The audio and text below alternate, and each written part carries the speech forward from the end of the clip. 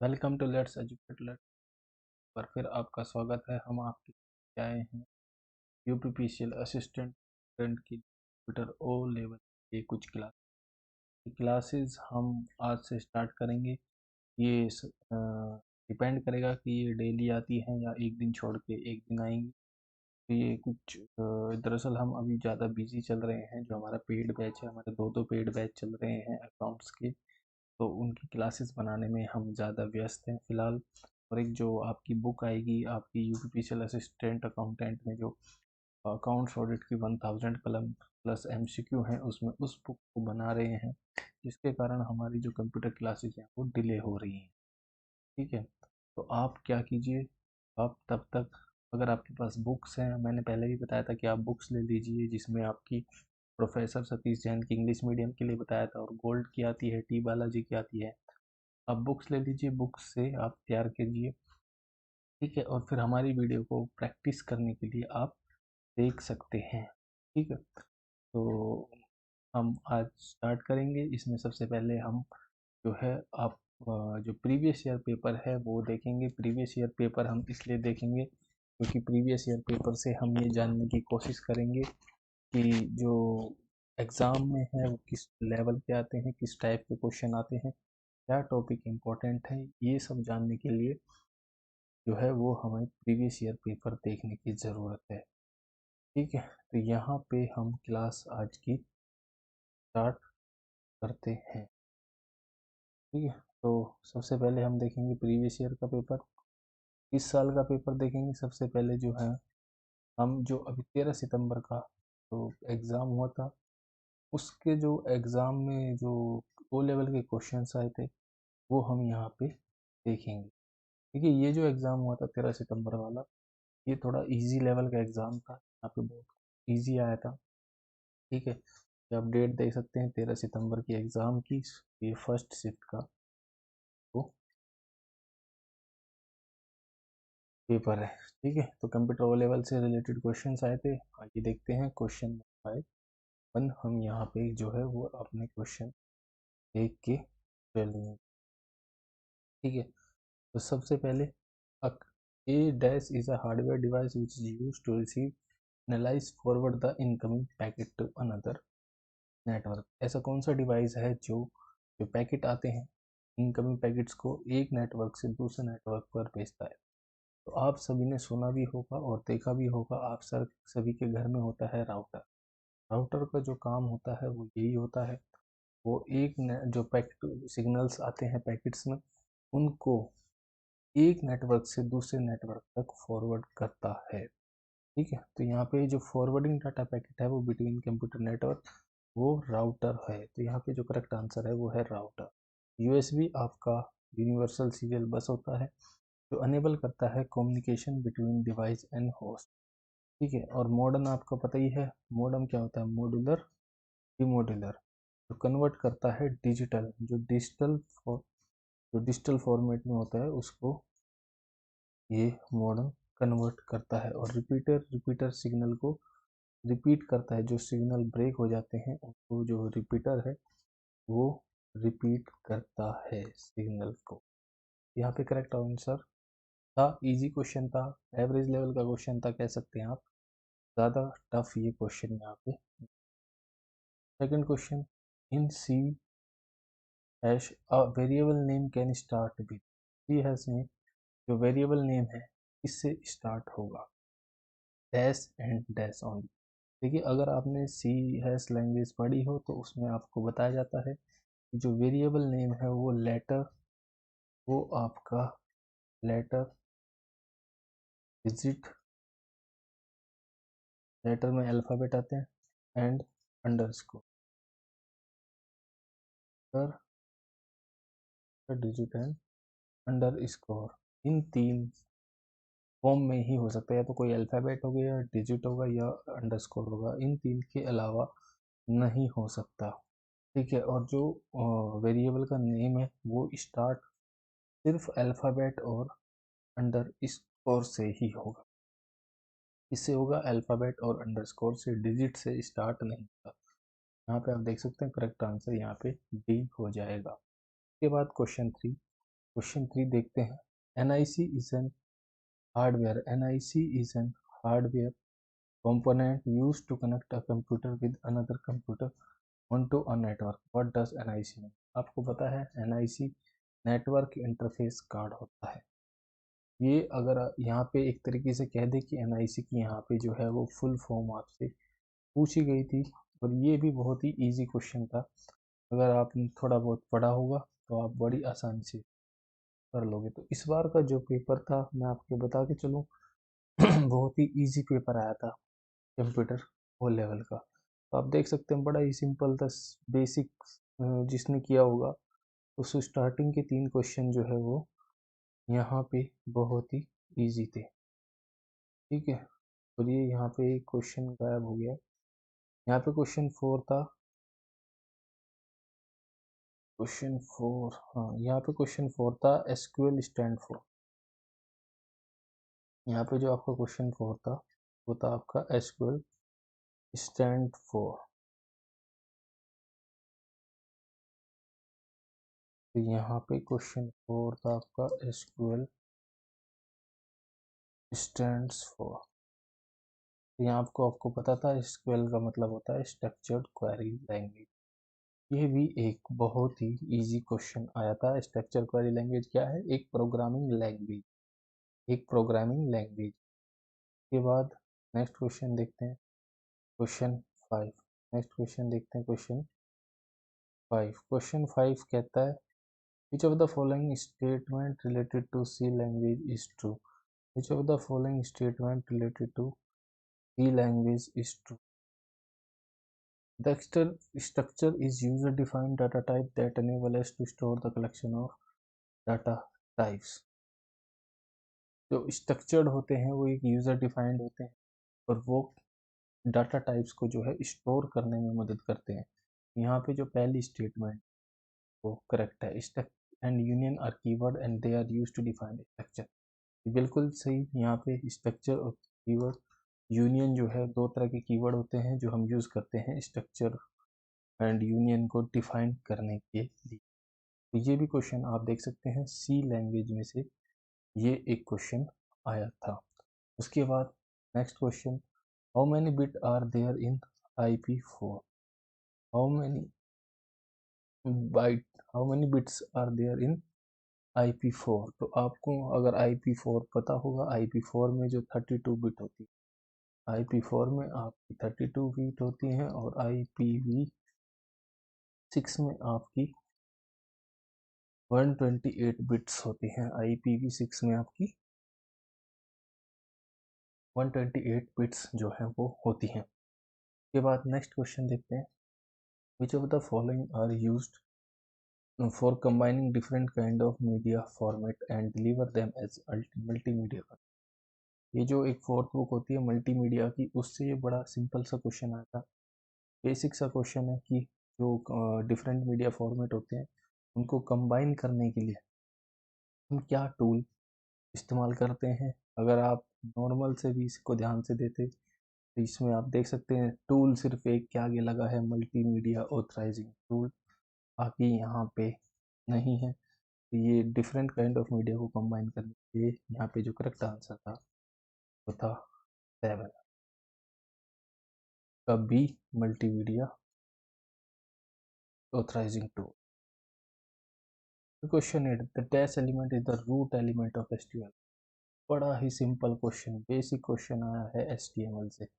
HTML से यहाँ पे बेसिक क्वेश्चन आया है कि एलिमेंट, रूट एलिमेंट क्या होता है। ठीक है, आपको पता है जो HTML है वो HTML से ही स्टार्ट होती है। जो HTML का प्रोग्राम होता है वो HTML से ही स्टार्ट होती है। तो ये आपका बेसिक रूट एलिमेंट है। बड़ा ही इजी क्वेश्चन। ठीक है, के बाद हम नेक्स्ट क्वेश्चन देखते हैं। 8 के बाद यहाँ पे आएगा क्वेश्चन 9। तो क्वेश्चन 9 कहाँ चला गया? मुझे लग रहा है पेज चेंज होने में यहाँ पे क्वेश्चन, जो आपका क्वेश्चन 9 था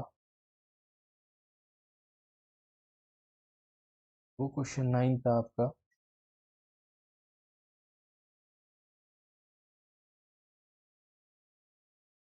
क्वेश्चन 9 था आपका, विच ऑफ द फॉलोइंग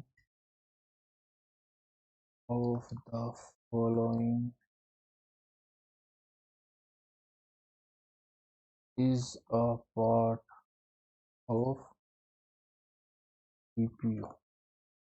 इनमें से कौन सा जो है वो सीपीयू का पार्ट है, इनमें से कौन सा जो है वो का पार्ट है। यहाँ पे ऑप्शन है ALU, SRM, DRM, मदरबोर्ड। ये भी एक बहुत ही बेसिक क्वेश्चन आया था कि सीपीयू का पार्ट क्या है। आपको पता है ALU और CU कंट्रोल यूनिट और अर्थमेटिकल लॉजिकल यूनिट जो है वो सीपीयू का पार्ट होती है। यहाँ पे जो करेक्ट आंसर था वो ALU था। उसके बाद क्वेश्चन 10 की बात करें तो क्वेश्चन 10 में पूछा गया था सीपीयू की जो क्लॉक स्पीड होती है वो क्या होती है। सीपीयू की क्लॉक स्पीड होती है वो यहाँ पे पूछा गया था। ठीक है, वो होती है आपकी number of cycle CPU executed per second.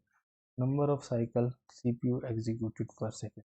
CPU की जो स्पीड है, जो सीपीयू की स्पीड है वो आपकी गीगाहर्ट्ज में मेजर होती है। जो मेजर्ड होती है वो आपकी गीगाहर्ट्ज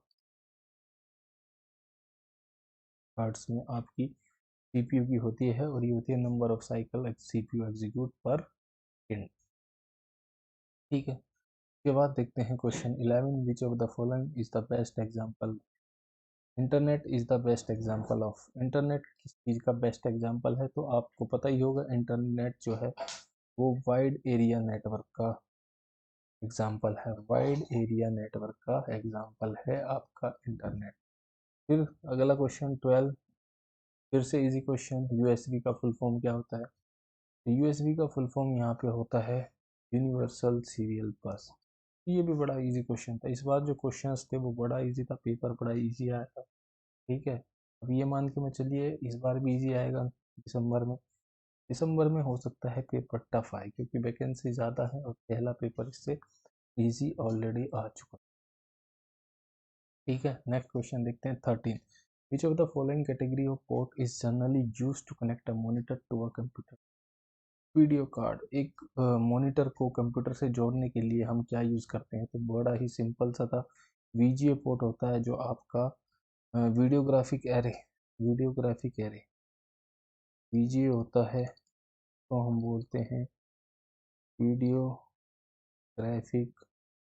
एरे, इसकी फुल फॉर्म होती है। ये क्या होता है, ये देखिए आपने CPU से जो मॉनिटर को कनेक्ट करते हैं तो एक नीले रंग एक तार होता है जिसका जो कनेक्ट करने का आगे लगा होता है वो नीले रंग का होता है, ब्लू कलर का होता है। ब्लू कलर का होता है वो आपकी VGA केबल होती है। जो कंप्यूटर से और मॉनिटर को जो केबल कनेक्ट करती है वो VGA केबल आपकी होती है। ठीक है, तो वो जो केबल VGA होती है वो यहाँ पे पूछा गया है। तो ये एक तरीके से हम कह सकते हैं इजी क्वेश्चन था। अगर आपने कंप्यूटर में केबल देखा हो तो बड़ा आप आसानी से इसको क्वेश्चन को भी यहाँ पे कर सकते थे। ठीक है, तो अभी तक हमें कोई एक क्वेश्चन था जो थोड़ा ठीक था, बाकी सब इजी क्वेश्चन थे अभी तक। उसके बाद क्वेश्चन 15 से भी बड़ा ही बेसिक क्वेश्चन आया है, डॉट नेट किसने डिज़ाइन और डेवलप किया था। क्वेश्चन 15 आया है, डॉट नेट किसने डिज़ाइन किया था। तो आपको पता है डॉट नेट जो है वो माइक्रोसॉफ्ट ने डिज़ाइन किया था। माइक्रोसॉफ्ट ने एप्लीकेशन बनाई थी, इसलिए बनाई थी। ये डॉट नेट एक सॉफ्टवेयर डेवलपमेंट फ्रेमवर्क है। डॉट नेट जो है सॉफ्टवेयर डेवलपमेंट फ्रेमवर्क है जो एप्लीकेशन को चलाने के लिए और बनाने के लिए यूज़ हो। ठीक है, तो ये माइक्रोसॉफ्ट ने बनाई थी और ये MS विंडो पे ही चलता है। ये विंडो ऑपरेटिंग सिस्टम पे ही चलता है। ठीक है, विंडो ऑपरेटिंग सिस्टम पे ही ये चलता है। उसके बाद हम नेक्स्ट क्वेश्चन देखते हैं। नेक्स्ट क्वेश्चन है आपका 16, विद रिस्पेक्ट टू मल्टीमीडिया। फिर एक क्वेश्चन मल्टीमीडिया से आया है, sampling rate is number of times the analog sound is taken. Sampling rate क्या होता है, number of times the analog sound is taken per second. अगर आपने सैम्पलिंग रेट के बारे में पता है, मल्टीमीडिया में अगर आप जाओगे तो वहाँ एक रेट होता है जिसको हम सैम्पलिंग रेट कहते हैं। उसमें जो उसकी जो रेट होता है वो होता है नंबर ऑफ टाइम पर एनालॉग जो साउंड होता है पर सेकंड होता है। तो यहाँ पे करेक्ट आंसर डी हो जाएगा। उसके बाद आपका 17 आता है which of the following represent a step by step process to solve a computational problem. तो अगर आप सी लैंग्वेज पढ़ेंगे तो उसमें सबसे पहला जो टॉपिक आता है वो एल्गोरिथम आता है। कोई भी प्रोग्रामिंग लैंग्वेज हो का जो स्टेप बाय स्टेप होता है तो उसका जो उसको एल्गोरिथम कहते हैं, तो एल्गोरिथम कहते हैं। तो यहाँ पे करेक्ट आंसर ए हो। अगर आप बाकी ऑप्शन देखें तो उससे भी आपको पता लग रहा है कि ऐसा कुछ है नहीं, तो आप नॉर्मल भी इसको कर सकते थे यहाँ पे। ठीक है, फिर एक अच्छा क्वेश्चन आया है, question number 18, which of the following statement relate to C language are false. यहाँ पे जो हमें देखना है कि वो है यहाँ पे फॉल्स बतानी, करेक्ट नहीं बतानी, यहाँ पे हमें फॉल्स बताना। ठीक है, सबसे पहले a function must be declared globally in C program to tell the compiler about the function name, function parameter, return type. देखिए ये बिल्कुल सही है, क्योंकि जो हम फंक्शन डिक्लेयर करते हैं ग्लोबली उसमें हम जो इसलिए करते हैं ताकि हम प्रोग्राम जो कंपाइलर है उसमें बता सके कि ये फंक्शन का नाम बताते हैं, फिर उसका पैरामीटर बताते हैं, फिर उसकी रिटर्न टाइप बताते हैं। ये तीनों चीज़ हम उसकी बताते हैं, तो यहाँ पे ये ऑप्शन 1 जो है करेक्ट है। उसके बाद 2 देखते हैं, the parameter list must not differ by function calling and function. ठीक है, जो डिफरेंस नहीं होना चाहिए, जो फंक्शन आप कॉल कर रहे हो और जो आपने डिक्लेयर करते हो। अगर आपने एक फंक्शन डिक्लेयर किया उसके बाद नीचे उस फंक्शन को यूज़ करना है, तो उसी फंक्शन को हम यूज़ करेंगे ना। जो फंक्शन डिक्लेयर नहीं किया उसको यूज़ नहीं करेंगे। ठीक है, तो वो डिक्लेयर किया हुआ और कॉलिंग दोनों फंक्शन सेम होना चाहिए इसी प्रोग्राम। ठीक है, तो यहाँ पे दोनों ही सही है, ये भी सही है और ये भी सही है। यहाँ पे नाइदर वन नाइदर टू आ जाएगा, क्योंकि दोनों में से कोई भी यहाँ पे गलत नहीं है। ठीक है, फिर से पेज चेंज पे यहाँ पे क्वेश्चन जो है वो मिस हो गया। क्वेश्चन नंबर बताइए 19। क्वेश्चन नंबर 19 क्या कहता है? क्वेश्चन नंबर कहता है which of the following is the, question 19 कहता है विच ऑफ द फॉलोइंग, इनमें से कौन सा is best suited to create, best suited to create, best suited to create, edit, edit,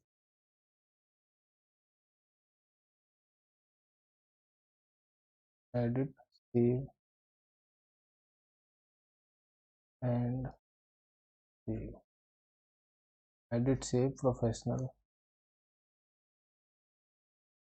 document,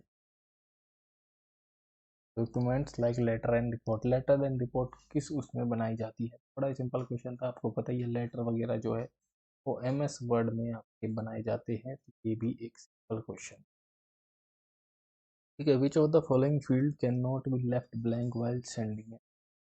email भेजते वक्त, बड़ा ही सिंपल क्वेश्चन है, ईमेल भेजते वक्त कौन सा फील्ड खाली नहीं छोड़ सकते? भाई जिसे भेज रहे हैं, यानी कि जो एड्रेस है, ईमेल का एड्रेस है, वो हम ब्लैंक नहीं छोड़ सकते। सब्जेक्ट हम खाली छोड़ सकते हैं, ब्लैंक। ब्लाइंड कार्बन कॉपी हम खाली छोड़ सकते हैं, कार्बन कॉपी हम खाली छोड़ सकते हैं। तो यहाँ पे जो ऑप्शन है वो करेक्ट है 2, क्योंकि 2 जो है वो एड्रेस होता है, कि ईमेल एड्रेस है, वो ईमेल आईडी जिसे कहते हैं, वो हम कभी भी ब्लैंक नहीं छोड़ सकते। तो एक ये नॉर्मल सा क्वेश्चन था। Which of the following is use to, ये अच्छा क्वेश्चन है, which of the following is used with the IMG tag. जो HTML में IMG टैग होता है उसमें हम अगर alternate text of foreign image ढूंढ, एक इमेज के लिए अल्टरनेट टेक्स्ट ढूंढते हैं तो वो किससे होगा? तो और जिसको नहीं आता अगर वो ALT भी लिखता, क्योंकि यहाँ पे ये कमांड नहीं है। HTML में आपको पता है छोटे छोटे टैग होते हैं, यहाँ पे जो ALT टिक करके आया है उसका आंसर करेक्ट हो गया है। तो एक तरीके से अगर आप थोड़ा सा कॉमन सेंस भी रखेंगे तो आप कुछ क्वेश्चंस जो हैं वो कॉमन सेंस पे भी कर लेंगे। 22, which of the following symbol is use to enter formula M. ये देखिए MS एक्सेल का सबसे इजी सवाल, सबसे इजी सवाल, फॉर्मूला एंटर करने के लिए क्या हम करते हैं? इक्वल टू, कोई भी फॉर्मूला MS एक्सेल में लिखते हैं तो वो हम इक्वल टू लगा के लिखते हैं। ठीक है, नेक्स्ट देखते हैं 23, which what is the shortcut key to open the font dialog. ये भी एक इजी सवाल ही मान के चलिए कि आपको पता है जो आपका कंट्रोल प्लस डी होता है वो डायलॉग बॉक्स फ़ॉन्ट ओपन करने के लिए होता है। जो आपका कंट्रोल प्लस डी होता है वो आपका फ़ॉन्ट ओपन करने के लिए होता है, चाहे वो MS वर्ड में हो या MS एक्सेल में हो। ठीक है, next question, question number 24, how many layer are there in TCP। Question number 24 यहाँ पे कहता है how many layers are in TCP IP।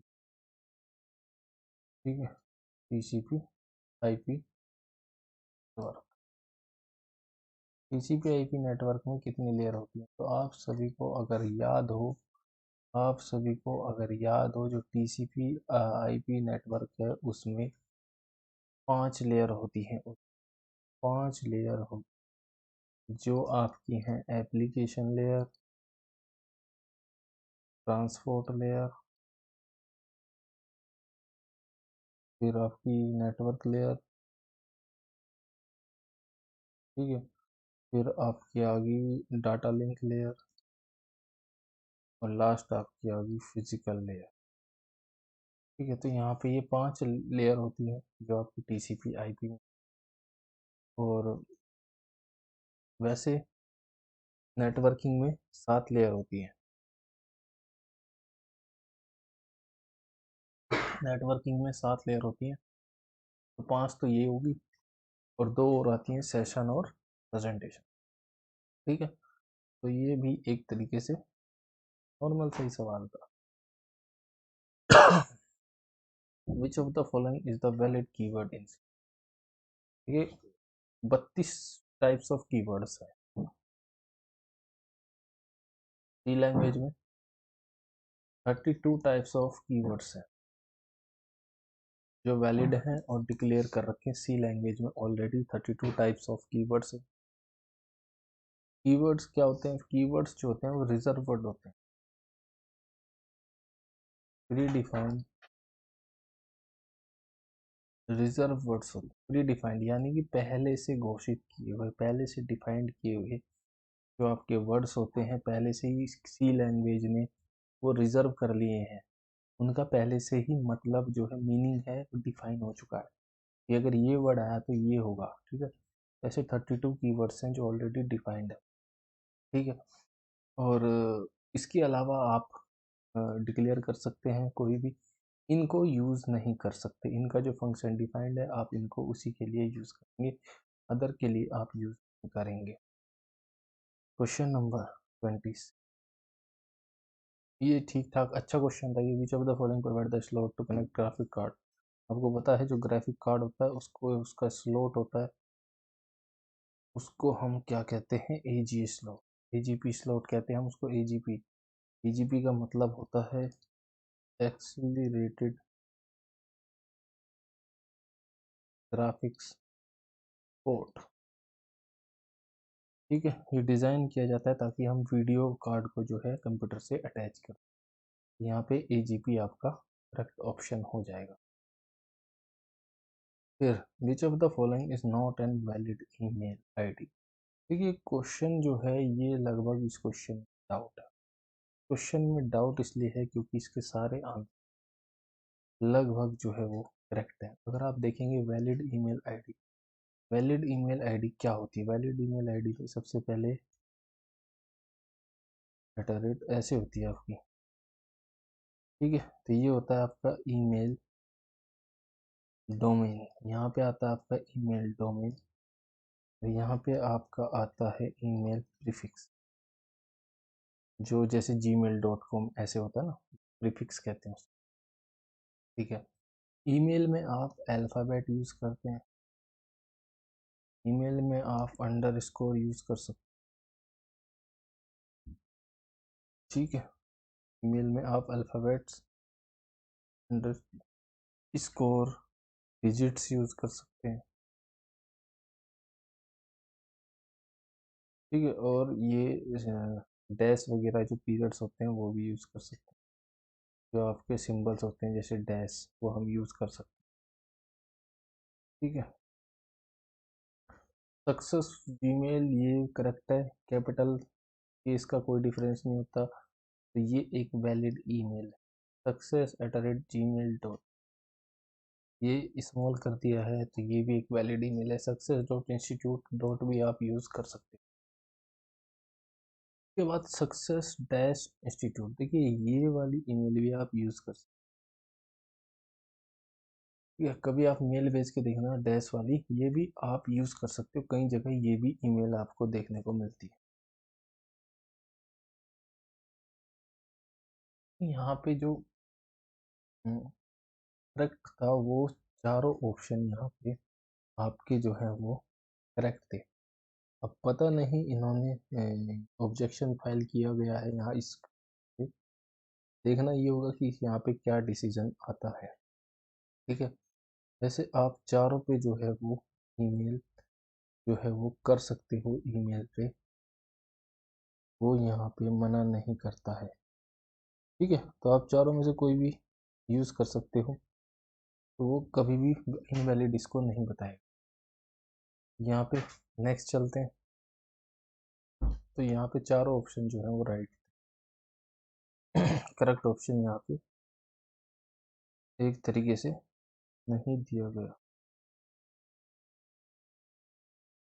Question number 28, when you create the first presentation file in MS PowerPoint, what will be the default file name?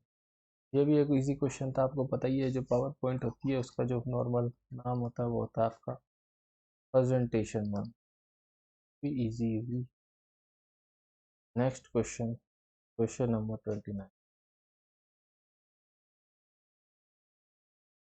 Question number 20, question 29 कहता है कि in an HTML page, in an HTML page, मैं लिख देता हूँ question, question number 29, in an HTML page, the dash a tag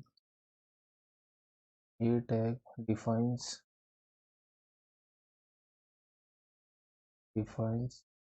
a hyperlink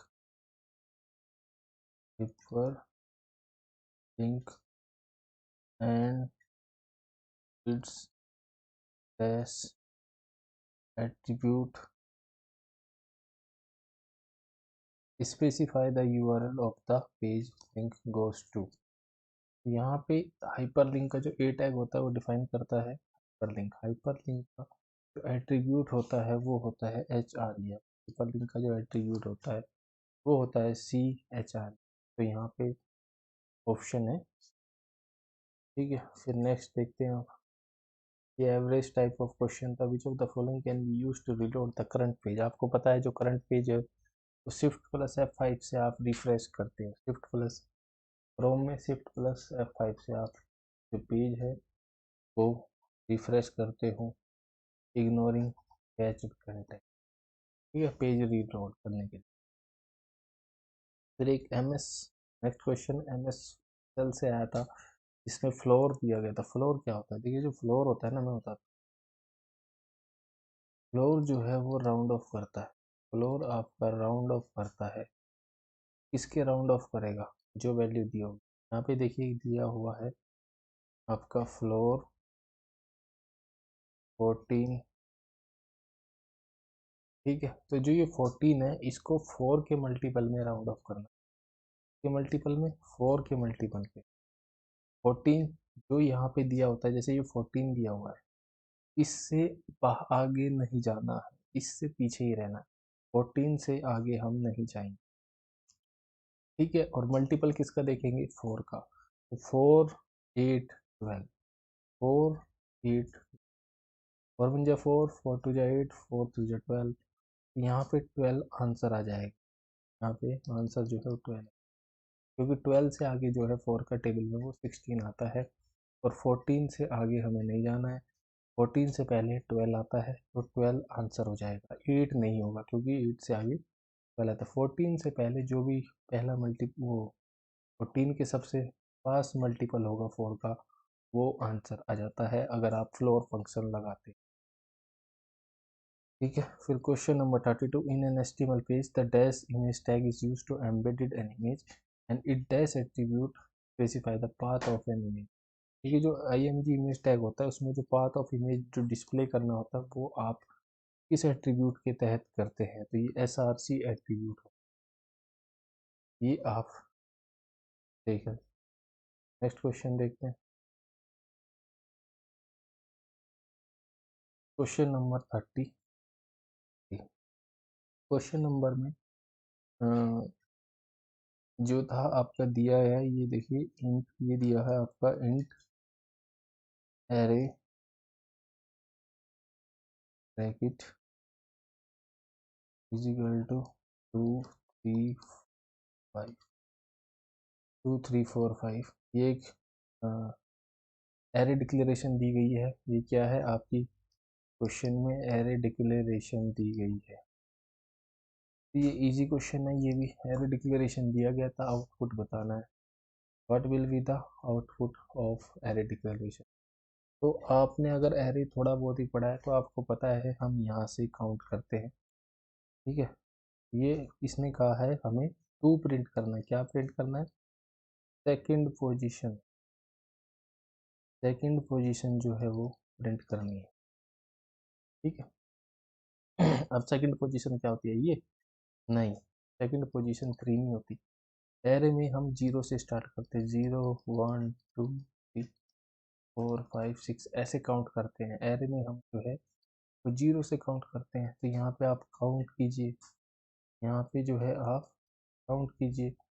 ये हो गया आपका 0, ये हो गया आपका 1, ये हो गया आपका, तो यहाँ पे जो 2 क्या है वो है आपका 4। तो यहाँ पे जो करेक्ट आंसर है वो है आपका 4। तो ये ऑप्शन यहाँ करेक्ट है।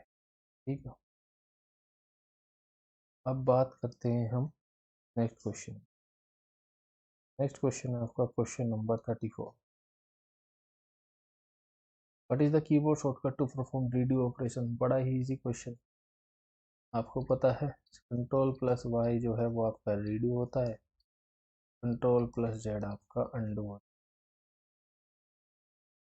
ठीक है, ये भी बड़ा ही इजी क्वेश्चन। नेक्स्ट देखते हैं, if integer require 2 byte space. अगर एक इंटीजर का 2 बाइट स्पेस है, ठीक है 2 बाइट, ठीक है, तो द साइज ऑफ द सी बताना है, सी एरे का साइज बताना है। आपको पता है इंट, अगर आपने सी लैंग्वेज नहीं पढ़ी है तो फिर नहीं कर पाओगे, पढ़ी है तो आपको पता है अगर ये दिया हुआ है तो इसका मतलब होता है 3 × 4। ये हो जाएगा 3 × 4, 4 4 8 12, तो आंसर आ गया 12। लेकिन यहाँ पे बाइट कितनी दी है? 2 बाइट, ये है 1 बाइट की, 1 बाइट के लिए, और 2 बाइट के लिए आपका 24 हो जाएगा। 2 बाइट के लिए तो करेक्ट आंसर यहाँ पे 24। Next 36, operating system is one of the best example of. ये भी ठीक है, नॉर्मली क्वेश्चन है, ऑपरेटिंग सिस्टम किसका बेस्ट एग्जाम्पल है? आपको पता ही होगा, ऑपरेटिंग सिस्टम जो है वो आपका सिस्टम सॉफ्टवेयर होता है, सिस्टम का सॉफ्टवेयर होता है। ठीक है, 2 सॉफ्टवेयर होते हैं आपके, system software, application software. Application software जैसे MS वर्ड, MS एक्सेल, ये सब आपके एप्लीकेशन सॉफ्टवेयर हो गए जो बाद में इंस्टॉल किए जाते हैं। लेकिन मेन जो सिस्टम में है वो आपका ऑपरेटिंग सिस्टम होता है, जैसे विंडो हो गई आपकी। ठीक है, 37, with respect to multimedia SRN signal to noise ratio. ये थोड़ा टफ क्वेश्चन है, SRN का फुल फॉर्म आपको नहीं पता होगा, लेकिन ये सिग्नल टू नॉइज रेशियो आपका होता है। ठीक है, सिग्नल टू नॉइज, ये आपका जो है वो बैकग्राउंड डिजायर्ड नॉइज जो होती है ना, डिजायर्ड सिग्नल को मेजर करता है। ठीक है, डिजायर सिग्नल को ये मेजर करता है। Question number 38। क्वेश्चन नंबर 38 बड़ा सिंपल, ये कहता है इग्निशियो इग्निशियो जो इग्निशियो मोड होता है, इग्निशियो मोड इन फोन को ओपन करने के लिए कौन सा शॉर्टकट इग्निशियो मोड ओपन करने के लिए सॉफ्टवेयर है। तो ये तो जो कंप्यूटर यूज़ करते हैं हर कोई इसको यूज़ करता है। ये बड़ा ही सिंपल और इजी क्वेश्चन है। कंट्रोल शिफ्ट एन इसका होता है। इस मोड में आपकी हिस्ट्री जो है वो ऑटोमेटिकली रिकॉर्ड नहीं होती, वो डिलीट हो जाती है। ठीक है, तो ये एक तरीके से आपका हिस्ट्री जो है उसको और आप रिकॉर्ड नहीं करता। तो यहाँ पे जो करेक्ट ऑप्शन है वो है C. Next question, what is the size of following array declaration C if character require 1 byte memory space. Character declaration बतानी है अगर 1 बाइट मेमोरी जैसे कैरेक्टर नेम ABCDE। ठीक है, कैरेक्टर नेम ABCDE। यहाँ पे जो करेक्ट ऑप्शन है वो है 6 बाइट। जब मैंने किया था ये तो मुझे भी ये क्वेश्चन पे समझ नहीं आया था। तो यहाँ पे जो करेक्ट आंसर हो जाएगा वो आपका ये हो जाएगा 6 बाइट। नेक्स्ट देखते हैं, which of the following type of operating system is non interactive. ठीक है, देखिए ये जो क्वेश्चन है ना ये आप ऑप्शन से ही सॉल्व कर सकते हो। आपको पता है मल्टी, मल्टी का मतलब क्या होता है, मैनी, मैनी या एक से ज़्यादा, एक से। नॉन इंटरेक्टिव क्या होता है, जिसमें एक से कम हो। नॉन इंटरेक्टिव में एक से कम हो, जो ज़्यादा से इंटरेक्ट नहीं करता हो। ठीक है, तो यहाँ पे जो आंसर आ जाएगा वो आपका बैच प्रोसेसिंग, क्योंकि बाकी सब में multi programming, multi user, multi tasking है। तो इस क्वेश्चन को आप नॉर्मल तरीके से भी आप सॉल्व कर सकते हैं।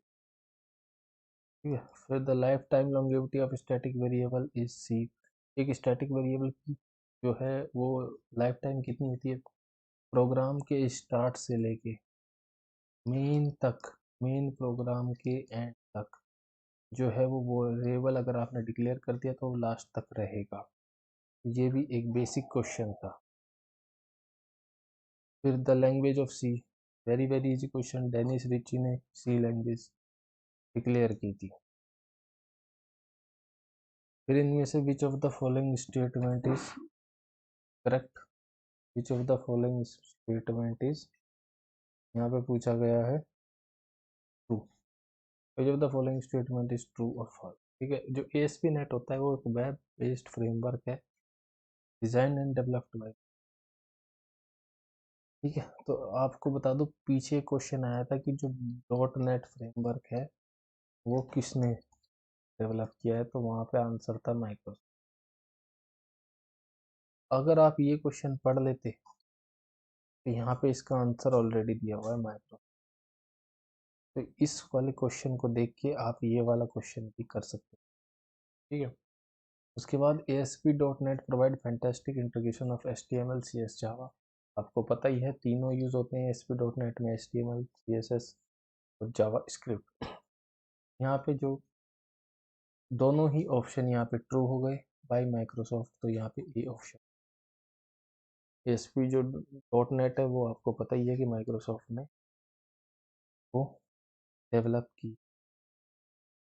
नेक्स्ट क्वेश्चन हम यहाँ पे देखेंगे, question 44 which respect to operating system which do not a valid processor. ये भी क्वेश्चन आपका कॉमन सेंस का था, कॉमन सेंस का क्वेश्चन था भाई। वैलिड प्रोसेस क्या, इनमें से एक जो है वो वैलिड प्रोसेस नहीं है। अगर आप देखो वेटिंग आपने लिखा हुआ देखा होगा, जब विंडो खुलती है तब भी वेटिंग आता है, या कोई प्रोग्राम आता है तब भी वेटिंग लिखा आता है। रेडी भी लिखा आता है, रनी भी जब प्रोग्राम रनता है। कभी आपने स्टारविंग सुना है? कभी आपने स्टारविंग सुना? कंप्यूटर में यूज होता है, स्टारविंग का मतलब होता है भूखा। ठीक है, तो कभी आपने ये वर्ड नहीं सुना होगा स्टार। यहाँ पे आप सिंपली जो है देख के इसको कर सकते थे। यहाँ पे स्टारविंग कॉमन सेंस लगाते और ये क्वेश्चन यहाँ पे हो, तो यहाँ पे बहुत बच्चों ने लगाया भी हो। Question 45, X Y Z are pointer variable of type character int float in C language, then which of the following statement. अगर X Y Z pointer variable है, टाइप कैरेक्टर इन फ्लोट है, इनमें से कौन सा सही है? Z is greater than Y, Y is greater than X, Z is greater than size of X. तो यहाँ पे करेक्ट आंसर होगा, वो होगा size of X Y Z are से, size of X Y Z are same यहाँ पे। Question 46, in C hash there are dash operator, relation operator और लॉजिकल। आपको पता होगा जो सी हैश है उसमें 6 रिलेशन ऑपरेटर होते हैं, 3 आपके लॉजिकल ऑपरेटर होते हैं। नेक्स्ट क्वेश्चन, एमएस वर्ड में माइक्रोसॉफ्ट ऑफिस बटन एग्जिस्ट होता है, उसकी लोकेशन कहाँ होती है? तो आपको पता होगा जो माइक्रोसॉफ्ट ऑफिस बटन होता है वो आपका ऊपर, सबसे ऊपर जो गोल सा बटन होता है ना, वो आपका लेफ्ट साइड में, ये आपका माइक्रोसॉफ्ट ऑफिस का पेज है। यहाँ जो सबसे ऊपर गोल सा बटन होता है वो आपका माइक्रोसॉफ्ट ऑफिस का बटन होता है। फिर नेक्स्ट क्वेश्चन देखिए, क्वेश्चन नंबर 48। 48 कहता है, क्वेश्चन नंबर 48 आपसे पूछता है विच, आ गया 48, विच of the given option best describe truthfulness, इनमें से क्या ट्रू है? क्वेश्चन नंबर 48 पूछता है आपसे ट्रू और फॉल्स बताना है। And in 1 bit image, 1 bit image में each pixel store as single byte, a bit image with resolution 640 into 480 need a storage space of 640 plus 480। तो यहाँ पे दोनों ही ऑप्शन गलत है, क्योंकि एक बिट इमेज में जो पिक्सल है वो सिंगल बाइट में स्टोर नहीं होता। दूसरा जो 640 और 480 का रेजोल्यूशन है वो आपकी लेंथ और आपकी जो विड्थ होती है उसको मिला के बनता है, ना कि इन दोनों को ऐड करने से होता है। ये मल्टीप्लाई है, ये ऐड में कैसे हो जाए? ठीक है, तो यहाँ पे ये 48 भी आपका हो गया। Question number 50, what is the full form of TCP? बड़ा ही simple question, transmission control protocol. बहुत ही इजी क्वेश्चन था। What is the address of second cell in MS Excel word sheet containing numbering in a row wise order? देखिए row, ये ऐसे आपके column होते हैं और जो ऐसे होते हैं वो आपके रो होते हैं। ठीक है, which of the, what is the address of the second cell? Second cell बताना है in MS Excel Word considering cell number in a row wise order. आपका जो रो वाइज ऑर्डर में सेकंड सेल होता है वो आपका 1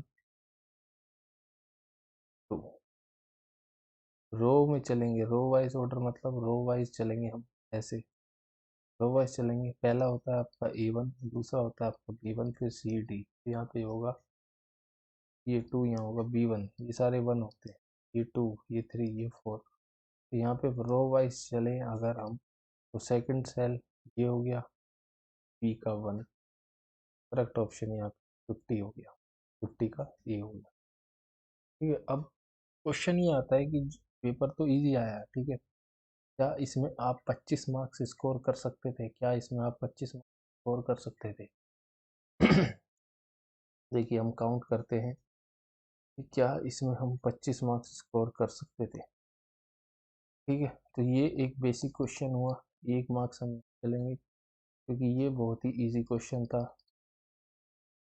फिर सेकंड, ये क्वेश्चन भी इजी था। दो क्वेश्चन यहाँ पे बहुत इजी आए।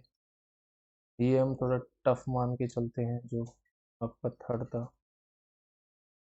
ठीक है, फिर हम ये देखते हैं operating system note a valid process. ये भी आपका थोड़ा इजी क्वेश्चन था, नॉर्मल। आप इसे देखते तो आप आसानी से कर सकते थे। ठीक है, ये वाला क्वेश्चन वैसे इजी था। बटन आपका किधर होता है, चलो छोड़ देते हैं, अभी देखते हैं हम। फिर आ गया सी। ये भी आपका बेसिक क्वेश्चन था लेकिन नहीं पता, फिर भी हम छोड़ के चलते हैं जिनको बिल्कुल भी नहीं आता। ये आपका इजी क्वेश्चन में आता। अगर ASP नेट आपने थोड़ा सा भी पढ़ा है, जरा सा इंट्रोडक्शन भी पढ़ा है, तो ये क्वेश्चन आपसे हो जाता। के बाद फिफ्थ, फिर से इजी क्वेश्चन। फिर चलते हैं ऊपर, ये भी इजी क्वेश्चन था। सी लैंग्वेज का बेसिक है भाई, लास्ट तक रहेगा प्रोग्राम। कोई भी प्रोग्राम है वो लास्ट तक आपका रहेगा ही रहेगा, ये तो नॉर्मल सी बात है। ये भी एक इजी क्वेश्चन था लेकिन चलो छोड़ देते हैं। ठीक है, इन ये आपका हो गया, कितने हो गए थे, 5 6। ये फिर एक और क्वेश्चन जो है आपका इजी आ चुका है यहाँ पे, 7। इग्निशियो मोड आपका 7 क्वेश्चन। ये भी आपका नॉर्मली क्वेश्चन था, ये थोड़ा। फिर ये 8th सिस्टम सॉफ्टवेयर, ये भी इजी क्वेश्चन था आपका, तो ये टफ मान लेते हैं, वैसे ये भी बड़ा इजी है। फिर ये 9। ठीक है, 8। फिर ऊपर देखते हैं ये, चलो ये वैसे तो इजी था ये। फिर ये 10।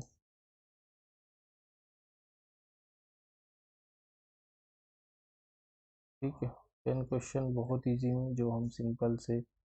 11 नॉर्मल क्वेश्चन। ठीक है, तो इग्नोर करते हैं अभी।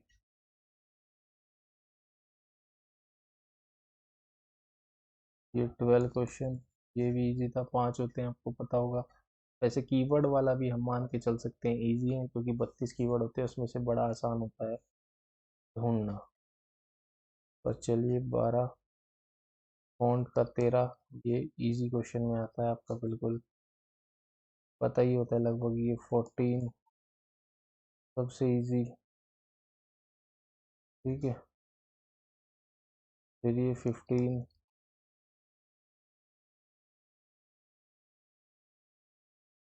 फिर ये 16 MS वर्ड का क्वेश्चन।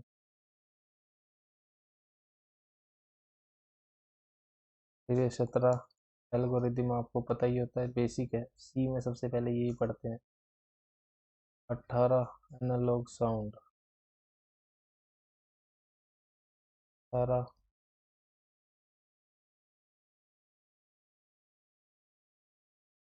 ये सी डिक्लेयर करना, ये भी आपका जो है बड़ा इजी क्वेश्चन। 14 क्वेश्चन, कितना था, 18। ये क्वेश्चन नंबर था आपका 14, ये हो गया आपका 19। ठीक है, VGA केबल आपने स्कूल में देखा भी होगा, पढ़ा भी होगा। 20। USB 21। फिर 22।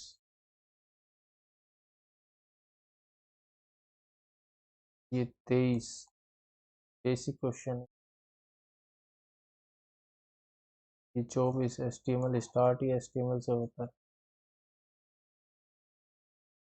ये भी इजी क्वेश्चन। मल्टीमीडिया में सबसे पहले आता है multimedia authorizing tool. 26 question, IP का एड्रेस पता ही होता है। फिर ये छोड़ देते हैं, थोड़ा टफ है। SQL 27। SQL की फुल फॉर्म पता होती है सबको। फिर NIC की फुल फॉर्म भी वैसे पता होती है, चलो छोड़ देते हैं। ये भी बेसिक क्वेश्चन है, सेकंड भी। और लास्ट आपका मॉडल। कितने हो गए थे? 27-28 क्वेश्चन तो ऐसे हैं जो बड़ी ही आसानी से हो जाते, और अगर इसमें आप 5 क्वेश्चन और जोड़ सकते हो जो इजी थे, 33 मार्क्स के करीब, बड़ा ही इजी था पेपर, बहुत ज़्यादा इजी था। ठीक है, होपफुली ज़्यादातर बच्चे इस बार पास हुए। जो अगला नेक्स्ट आएगा का टफ आने की बहुत चांस है। ठीक है, बहुत ज़्यादा चांस है कि वो जो है टफ यहाँ पे। मिलते हैं अगली क्लास में, तब तक के लिए बाय। चैनल को लाइक शेयर करना ना भूलें।